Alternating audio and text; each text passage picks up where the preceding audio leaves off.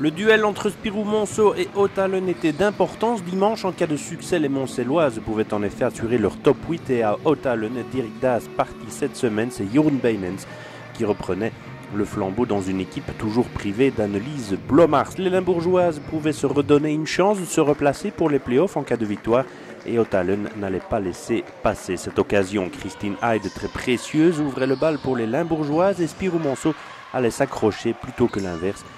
C'est l'impression laissée tout au long de la partie, même si le Marquard prisera l'égalité plus souvent qu'à son tour. Charlotte Ypperciel avait trouvé l'ouverture et le Kerfoot avait aligné à 3 points du côté de Hautalen où Nathalie Smolders était de retour également. Elle faisait 4-7. Christelle Ballot tirera son équipe comme à l'accoutumée, mais le match avait du mal à décoller.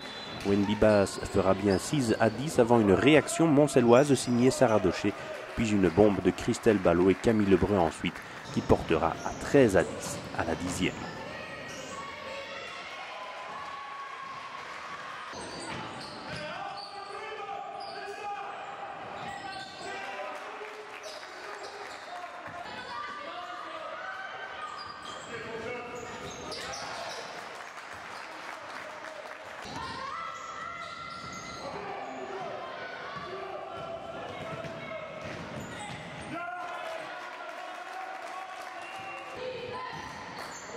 Hautalen aura toujours du répondant dans cette partie, quoi qu'il arrive. La preuve avec ce panier bonifié de Sarah Bass, suivi d'une bombe de Nathalie Smolders.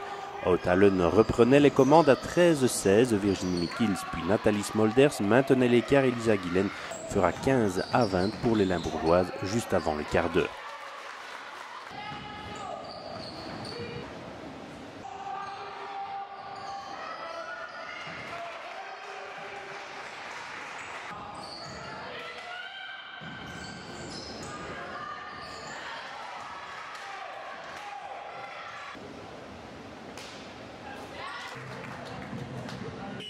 Obligés de réagir une seconde fois pour ne pas laisser filer leur adversaire, les Carolo vont bien le faire avec un 9-0 au compteur pour faire 24-20, avec notamment Alison May et Sarah Docher bien servies par Christelle Ballot. Mais comme à chaque fois, Hautalen répondra du tac au tac et le Kerfoot, la meneuse canadienne des Limbourgeoises, ramènera ses couleurs avec 2 lancers également pour Christine Hyde, sa compatriote. Christelle Ballot dégainera bien rapidement pour faire 27-24, mais sur le buzzer, Christine Hyde démontrait aussi qu'elle savait ajuster à longue distance, 27 partout à la mi-temps.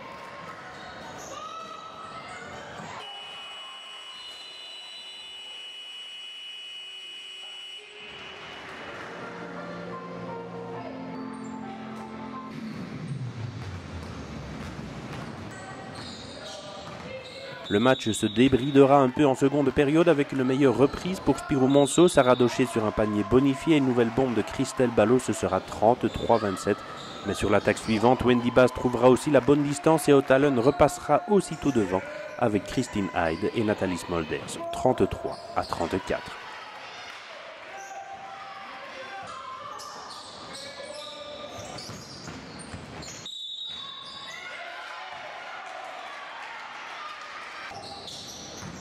Spirou Monceau n'aura jamais pu creuser un petit écart et c'est au contraire les Limbourgeoises qui semblaient le mieux maîtriser leur sujet avec une grosse présence au rebond, surtout offensif.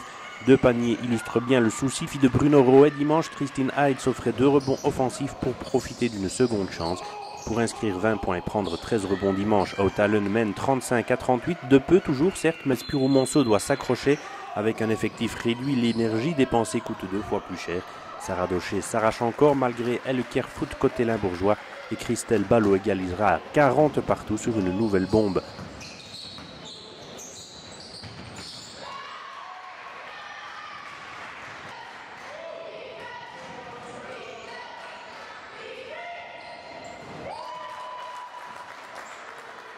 Une fois de plus encore, Hautalen répond dans la foulée avec une bombe également pour Nathalie Smolders cette fois.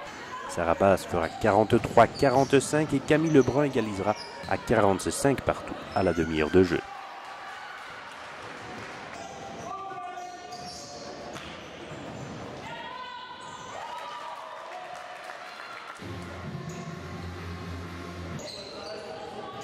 Difficile de prévoir à ce moment-là l'issue de la rencontre. Nathalie Smolders d'un côté, Camille Lebrun de l'autre. Sarah Docher pour les Moncelloises, Christine Hyde pour Hautalen, puis une bombe de Camille Lebrun et des lancers de Et le Kerfoot, ce sera toujours 52 partout à 5 minutes de la fin.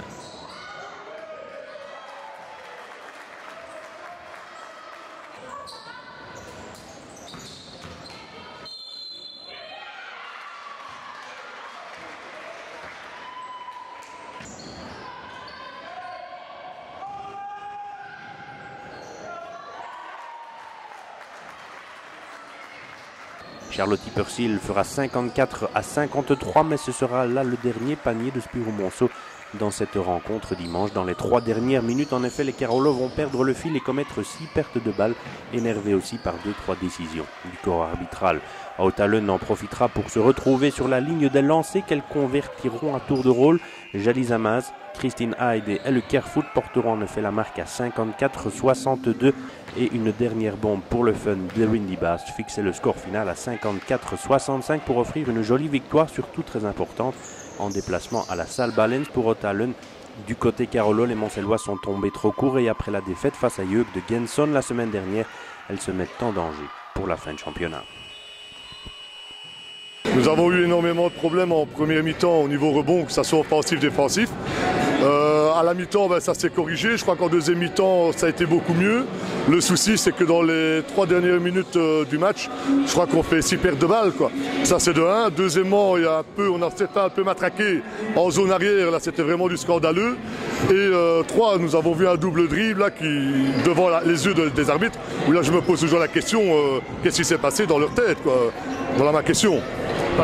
C'est le tournant du match. C'est le tournant du match. On a senti Monceau plusieurs fois capable de passer devant. Ça n'a pas été le cas. Qu'est-ce qu'il a manqué en fait avant ces 3 dernières minutes? Mais donc c'est vrai que Ootalen a mené tout le match. Chaque fois on revient par un shot à distance, un shot ouvert bien sûr ou un pick and roll et ainsi de suite. Mais le problème qui se passe, c'est que défensivement, je crois que la fatigue, point de vue rebound, la taille de l'équipe adverse a fait que, les rebonds défensifs ont été un peu plus inexistants dans le 4e quart que dans le 3e quart. Et c'est ce qui fait également une différence, quoi. C'est vrai qu'au niveau de l'effectif, il est un peu réduit. Ça sent au niveau de la fatigue, au niveau de la lucidité aussi, surtout quand la fin du match approche. Oui, ça on le sait, c'est un point crucial. D'ailleurs, on voit ici avec Christelle qui a eu très difficile en fin de match. Ça on le sait, on doit travailler en conséquence d'eux. Mais je vais dire, les 3 dernières minutes, c'est vrai qu'on a beaucoup de pertes de balles. Mais je crois que c'est pas là qu'on doit voir. On sait casser le match avant, mais quelques erreurs défensives, l'une ou l'autre, mauvaise position ou mauvais détails par rapport à un pick and roll, ont fait que Ootalen revenait chaque fois au score, quoi. Donc ça, c'est un peu le souci. Je crois qu'il ne faut pas regarder les 3 dernières minutes, il faut regarder tout le match. La fin de saison va être difficile pour Monceau, le calendrier n'est pas évident non plus. Très très difficile parce que donc maintenant on se déplace à Castoret et à Waregem où là on aurait pris ça plus pour des matchs amicaux et d'entraînement. Mais ici maintenant on a le dernier match contre Ypres chez nous qui va être très très difficile vu l'arrivée de l'heure américaine. Donc voilà, ça va être très très difficile, on va dépendre des autres maintenant, on ne dépend plus de nous. Et surtout également, ce qui m'inquiète le plus, c'est les défaites que Sprimont a ces derniers temps contre Derlei, contre Ypres, dans le sens que les équipes derrière nous prennent des points par rapport à Sprimont. Donc ça, c'est aussi un deuxième facteur très important à notre niveau, quoi. Het is deze week het vertrek van de hoofdcoach geweest. Om diverse redenen. Hij vond dat het ploegspel niet goed genoeg liep en dat hij er weinig aan kon veranderen. In dat opzicht is het heel fijn dat ik vandaag kan starten met een overwinning natuurlijk. Dat geeft vertrouwen, niet alleen voor mij, maar zeker ook voor de groep. Ik vind dat we er 3 goede trainingen op hebben zitten en dit is misschien wel het resultaat van 3 keer goed trainen, iedereen op training. Maar we gaan proberen zo verder te doen natuurlijk. La clé du match, quelle a été? Le rebond peut-être? Ik denk dat we offensief zeer goed gerebound hebben. Ik zag vandaag een heel andere Christine Hyde als de voorbije 2 weken. Daar ben ik heel blij om natuurlijk, want ze was zeer belangrijk vandaag. Pakt een aantal belangrijke ballen. Ja, Lisa Maas ook terug beter in de wedstrijd. Zeer belangrijk voor ons. En ja, wij moeten het van iedereen hebben. Er is niemand die er altijd bovenuit kan steken. En wij moeten het doen met het ploegspel. En dat was er vandaag zeker aanwezig. Avec aussi beaucoup de lucidité dans les dernières minutes. Ja, ik denk dat Monceau een klein beetje problemen had met de enkele beslissing van de scheidsrechters. Wij blijven daar kalm onder. En ik denk dat dat ons wel geholpen heeft naar het einde toe. En we spelen eigenlijk de wedstrijd uit. Dus we kunnen het eigenlijk in handen houden.